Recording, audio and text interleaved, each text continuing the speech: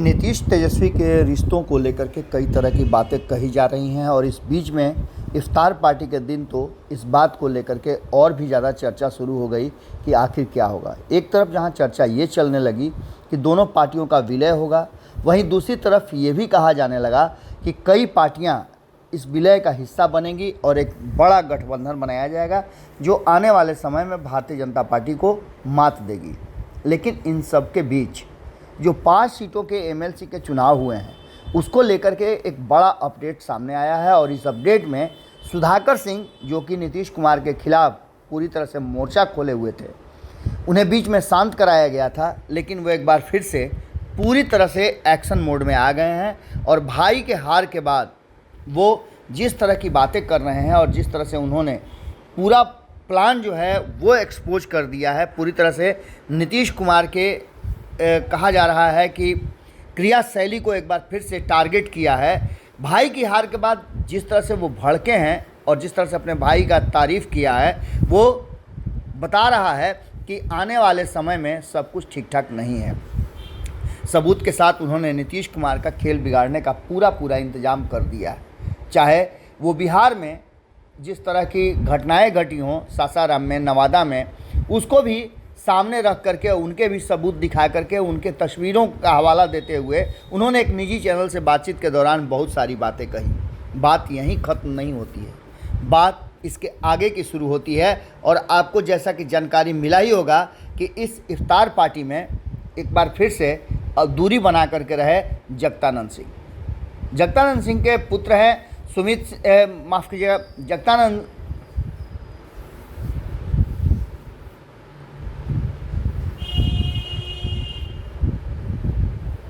जगतानंद सिंह के पुत्र हैं सुधाकर सिंह और उनके एक और पुत्र पुनीत सिंह, डॉक्टर पुनीत सिंह गया से चुनाव लड़ रहे थे। दोनों के बीच में कांटे की टक्कर हुई थी। भारतीय जनता पार्टी की वहाँ से जीत हुई और इस जीत को लेकर के सवाल तभी से खड़े होने शुरू हो गए थे कि क्या नीतीश कुमार ने पूरे मन से इस सीट पर सहयोग किया था, वोट मांगे थे, उनके लोगों ने पुनीत सिंह के जीत का जो सुनिश्चित करना था उसको किया था। ये सारे सवाल सामने नज़र आ रहे हैं और इसको लेकर के सुधाकर सिंह ने बहुत सारी बातें कही है। सुधाकर सिंह का कहना यह है कि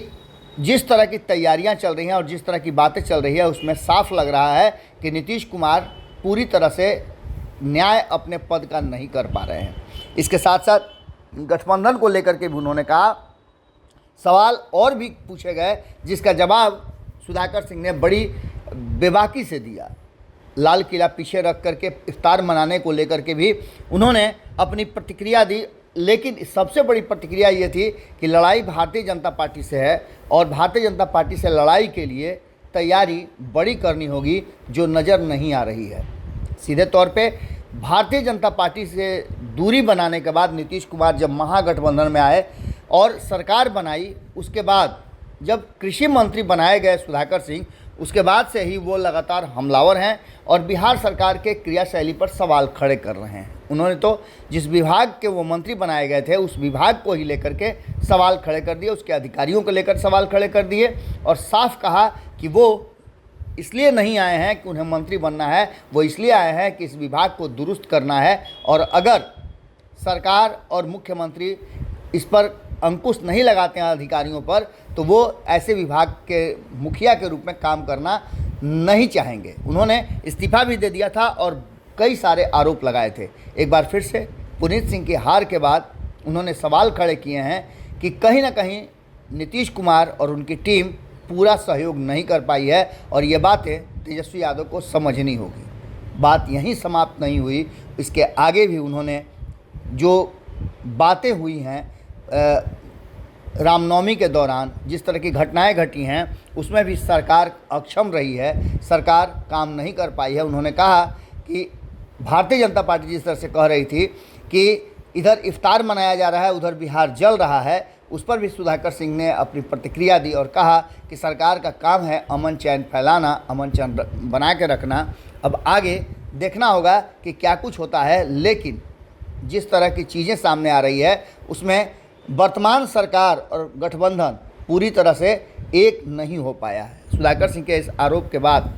कहीं ना कहीं एक बार फिर से मामला गरमाया है और देखना दिलचस्प होगा कि राष्ट्रीय जनता दल और जनता दल यूनाइटेड के विलय की जो बातें चल रही थी वो किस मोड़ पे जाती है और सुधाकर सिंह के इस बयान के बाद उस कितनी सच्चाई और क्या कुछ सामने निकल कर के आता है, क्योंकि विलय की चर्चा के बीच सुधाकर सिंह का ये बयान काफ़ी दिलचस्प और टेंशन देने वाला दोनों ही खेमे के लिए है। अगर ये वीडियो पसंद आई और वह बिहार के राजनीति और बिहारियत से सरोकार रखेनी तो सब्सक्राइब बटन दबा के चैनल के सब्सक्राइब कर ली। ओजे एगो घंटी बा, ओकरा बटन दबा देला से कुल सटीक और मारक खबर रुआ मुफ्त में मिल जाई। अगर रुआ पत्रकारिता के हमनी के नया प्रयोग में सहयोग कर चाहतानी तो ज्वाइन बटन दबा दी। पेटीएम नंबर नोट कर ली 9386816700। धन्यवाद।